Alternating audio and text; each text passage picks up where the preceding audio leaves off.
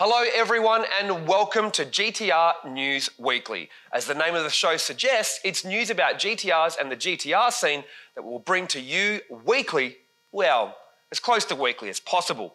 Now, if you have something you think is newsworthy for us, send in the info, the pics, or the videos to our email that's on the screen right now. Okay, so let's get into the news in our very first episode.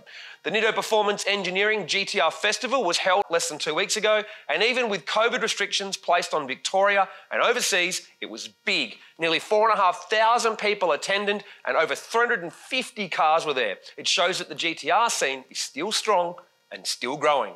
Now, Robert Margin and the Croydon Racing Developments team took out the event for the 5th year in a row when they ran a 669 in June 2.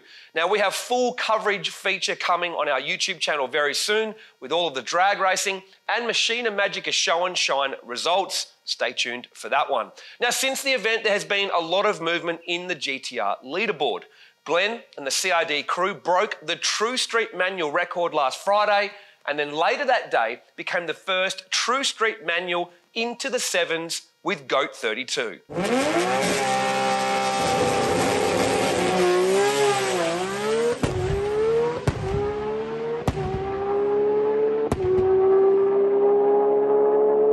Now, that time is also tied with the outright manual record set by Glenn Suckling's car back in 2010, the Red Baron, which ran 791. Now, it was a stripped out race car on slicks though, and the time board for that run was only 2 decimal places, not 3, so we don't know exactly who went quicker, so it's tied for now.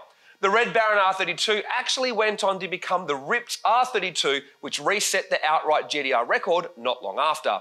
Now, Glenn's R32 now has well and truly earned its GOAT number plates. The impressive part is the car still retains full interior, exterior, working street car functions, has a stereo and aircon, and of course, they drove it home after getting the record. We're going to do a full feature on that car very shortly. Now, the manual True Street record isn't a one-horse race though, with Adam's Death Wish from Matooks Racing going 8.126 at 181 miles per hour on the very same test day.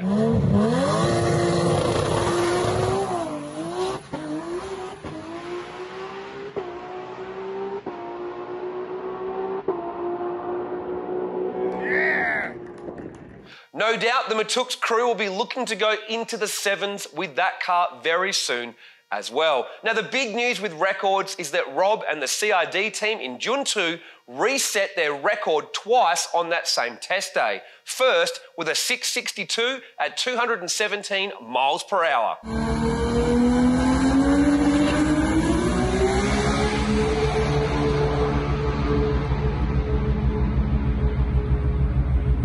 They went out again and were first into the 650s.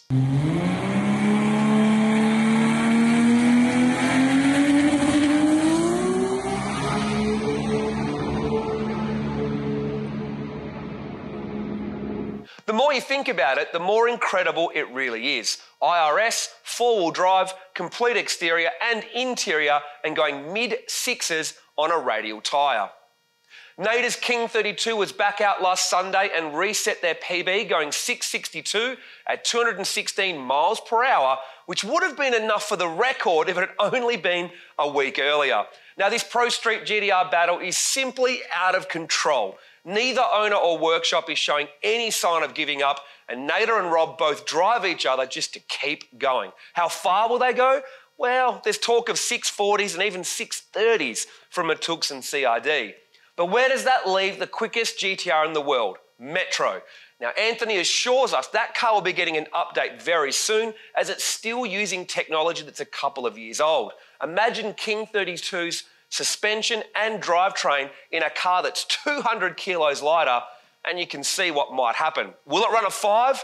Well, people said that Pro Street GTRs wouldn't run a 6 only a couple of years ago, so anything could happen.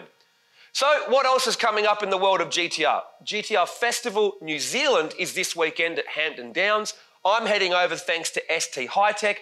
We're going to be covering the event on our channel, featuring some cars and doing a workshop tour of ST Hi-Tech's new facility. So make sure you subscribe, press the notification bell, share the videos around, get us any news you think is worth getting out there, and we'll see you next week with more GTR news.